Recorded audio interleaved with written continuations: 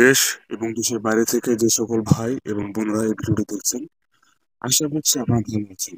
এবং এই ভিডিওটি আপনারা দেখছেন, এর অর্থ এই যে আপনারা আপনার ভালোবাসার মানুষকে বিয়ে করতে যাচ্ছেন, কিন্তু সে কিংবা তার পরিবারের কেউ আপনার সাথে তাকে বিয়ে দিতে রাজি হচ্ছে না।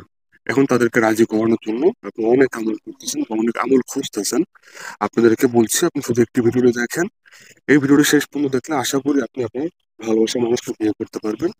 তার পরিবারের কেউ যদি রাজি নাও থাকে, তাহলে এই ভিডিওটি দেখার মাধ্যমে, আমলটি করার মাধ্যমে সে অবশ্যই রাজি হবে।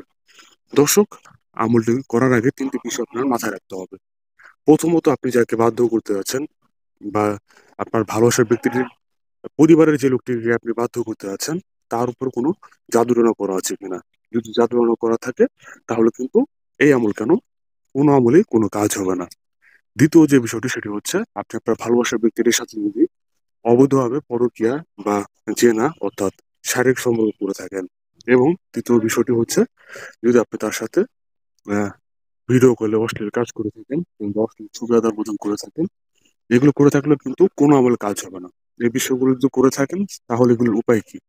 এগুলোর উপায় আছে, ওদিকে কোনো হুজুরকে দিয়ে আপনার তদবির করাতে হবে। আপনি স্ক্রিনের উপর আমাদের নাম্বার দেখতে পাচ্ছেন, এই নাম্বারে আমাদের সাথে যোগাযোগ করবেন। যারা বা যাদের এই সমস্যাগুলো নেই, অর্থাৎ এই আহ কুকাজগুলো আপনারা করেননি, তারা এই আমলটি করবেন। আল্লাহ রবুল আলমিনের একটি নাম, ইয়া রহিমু। আবার বলছি, ইয়া রহিমু।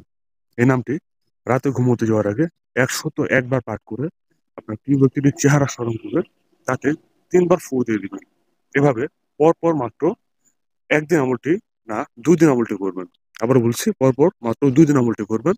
ইনশাআল্লাহ আপনার ভালোবাসার ব্যক্তিটি কিংবা যিনি রাজি হচ্ছেন না আপনাকে, আপনার সাথে বিয়ে দেওয়ার জন্য, সে ব্যক্তিটিও আপনাকে আপনার সাথে, আপনার ভালোবাসার ব্যক্তিটি বিয়ে করার জন্য বা বিয়ে দেওয়ার জন্য রাজি হয়ে যাবে।